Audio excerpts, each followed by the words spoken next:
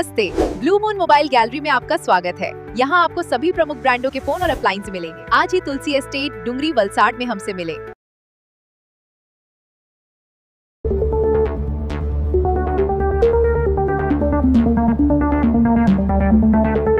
પાંડવોની યાદો સમેટી બેઠું કપરાડાનું પાંડવકુંડ શું હવે બનશે દક્ષિણ ગુજરાતનું નવું પ્રવાસધામ?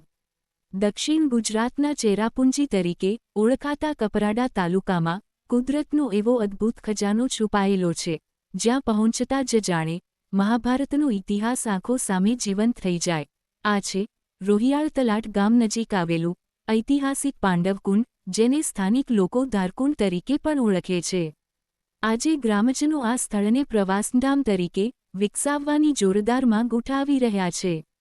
કપરાડાથી આશરે 7 કિલોમીટર દૂર આવેલું પાંડવકુંડ માત્ર એક કુદરતી સ્થળ નથી, પરંતુ લોકવાયકા મુજબ મહાભારતકાળ દરમિયાન પાંડવો તેમના વનવાસ દરમિયાન તેઓ અહીં રોકાયા હતા, તેથી આ સ્થળને પાંડવકુંડ તરીકે ઓળખવામાં આવે છે. વર્ષો જૂની આ ઐતિહાસિક માન્યતા આજે પણ સ્થાનિક લોકોના હૃદયમાં જીવંત છે.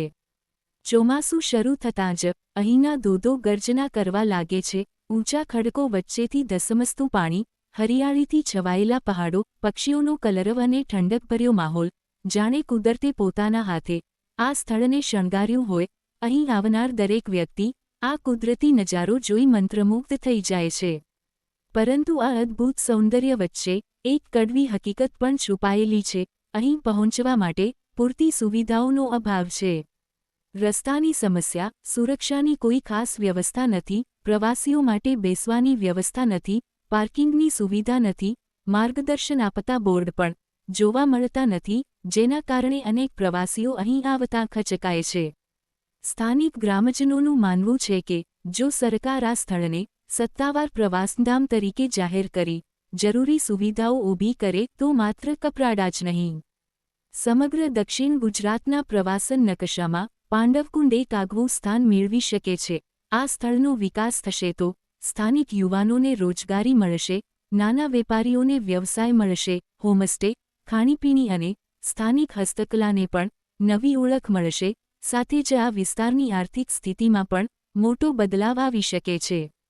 હવે ગ્રામજનો સરકારને અપીલ કરી રહ્યા છે કે કુદરતની આ અમૂલ્ય ભેટ અને મહાભારતકાળની આ ઐતિહાસિક ધરોહરને સાચવી તેનું વૈજ્ઞાનિક અને આયોજિત રીતે વિકાસ કરવામાં આવે, જેથી આવનારી પેઢીઓ પણ પાંડવકુંડના ઇતિહાસ અને કુદરતી સૌંદર્યનો ગૌરવપૂર્વક અનુભવ કરી શકે.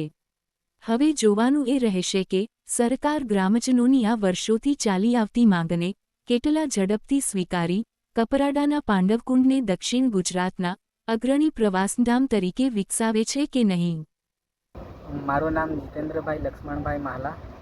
અમે આજે રોહિયાળ તલાટ ગામે પાંડવકુંડની મુલાકાત લેવા માટે આવ્યા હતા. તો મને જોઈને લાગ્યું કે અહીંયા ડેવલપ સરકારે કરવો જોઈએ, કેમ કે અહીંયા બહુ મહાભારત કાળથી બહુ જૂનો ઇતિહાસ અહીંયા લોકવાયકા કહેવામાં આવે છે કે પાંડવો જુગારમાં હારી ગયા ત્યારે અહીંયા રોકાવા માટે આવ્યા અને પાંડવકુંડમાં એ લોકોએ સ્નાન કર્યું.